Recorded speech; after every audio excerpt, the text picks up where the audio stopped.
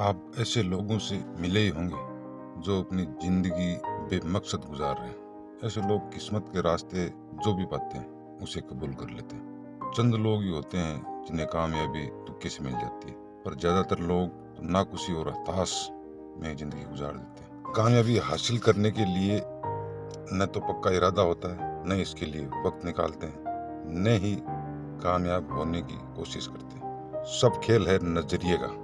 आइए हम समझते हैं एक कहानी के जरिए। एक आदमी मेले में गुब्बारे बेचकर गुजर बसर करता था। उसके पास लाल, पीले, नीले, हरे, इसके अलावा कई रंगों के गुब्बारे थे।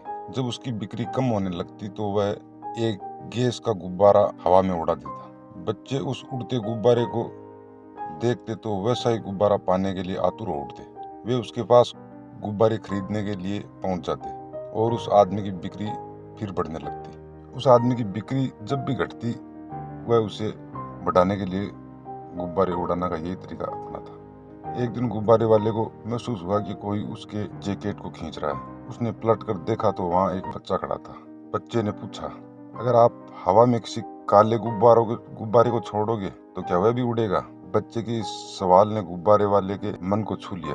बच्चे की ओर मुड़कर उसने जवाब दिया, बेटे, गुब्बारा अपने रंग की वजह से नहीं उड़ता, बल्कि उसके अंदर भरी चीज की वजह से उड़ता है। हमारी जिंदगी में भी यही वसूल लागू होता है। अहम चीज हमारी अंदरूनी शख्सियत है।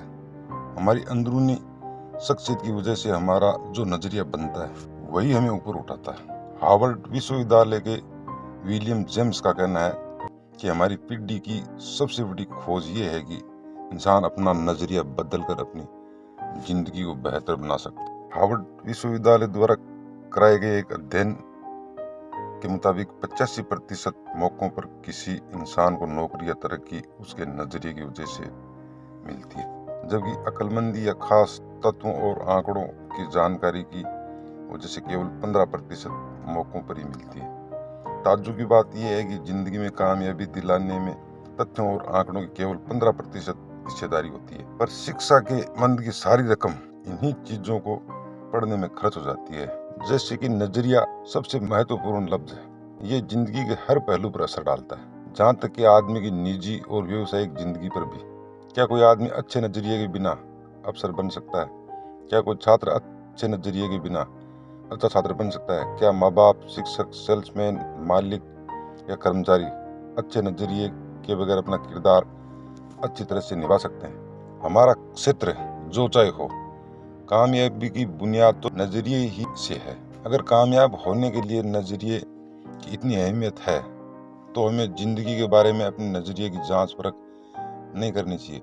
और क्या हमें खुद से ये सवाल नहीं करना चाहिए कि हमारा नजरिया हमारे मकसद पर कैसे असर डालता है? इसको हम एक कहानी की तरह समझते हैं। हफीज अफ्रीका का एक किसान था। वह अपनी जिंदगी में खुश और संतुष्ट था। हफीज खुश इसलिए था कि वह संतुष्ट था। वह संतुष्ट इसलिए था क्योंकि वह खुश था। एक दिन एक अक्लमंद आदमी उसके पास आया। उसने हफीज को हीरों के महत्व और उनके जुड़ी ताकत के बारे में बताया। उसने हफीज से कहा, अगर तुम्हारे पास अंगूठे जितना भी बड़ा हीरा हो तो तुम पूरा शहर खरीद सकते हो, और अगर तुम्हारे पास मुट्ठी जितना बड़ा हीरा हो तो तुम अपने शायद पूरा देश खरीद लो। वह अक्लमंद आदमी इतना कहकर चला गया। उस रात हफीज नहीं सो सका। वह असंतुष्ट हो गया था, इसलिए उसकी खुशी भी खत्म हो चुकी थी। दूसरे दिन सुबह होते ही हफीज ने अपने खेतों को बेचने और अपने परिवार को देखभाल का इंतजाम किया और हीरे खोजने के लिए रवाना हो गया। वह हीरों की खोज के पूरे अफ्रीका में भटकता रहा, पर उन्हें पा नहीं सका। उसने उन्हें यूरोप में भी ढूंढा, पर वे उसे वहां भी नहीं मिले।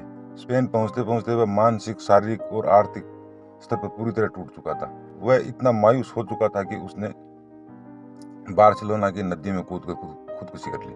इधर जिस आदमी ने हफीज के खेत खरीदे थे, वह एक दिन उन खेतों से होकर बहने वाले नाले में अपने ऊँटों को पानी पिलाने के लिए ले गया। तभी सुबह के वक्त उग रहे सूरज की किरणें नाले की दूसरी ओर पर पड़े पत्थर पर पड़ी और इंद्रधनुष की तरह जगमगा उठा। यह सोचकर कि यह पत्थर उसकी बैठक में अच्छा लगेगा, उसने उसे उठा लिया, अपनी बैठक में सजा दिया। उसी दिन दोपहर में हाफिज को हीरों के बारे में बताने वाला आदमी खेतों के इस नए मालिक के पास आया। उसने उस जगमगाते हुए पत्थर को देखकर पूछा, क्या हाफिज लौट आया?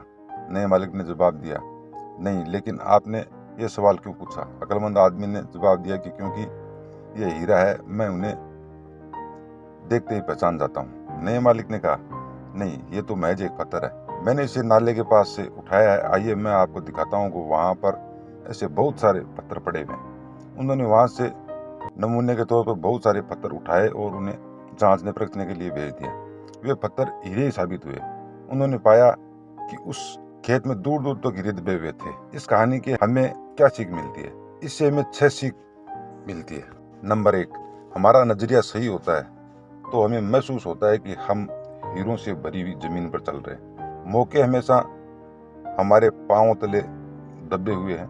हमें उनकी तलाश में कहीं जाने की जरूरत नहीं है, हमें केवल उनको पहचानना है। नंबर 2, दूसरे के खेत की घास हमेशा हरी लगती है। नंबर 3, हम दूसरों के पास मौजूद चीजों को देखकर ललचाते रहते हैं, इसी तरह दूसरे हमारे पास मौजूद चीजों को देखकर ललचाते हैं। हमने अपनी जगह की अदला बदली करने का मौका हासिल करके उन्हें खुशी होगी।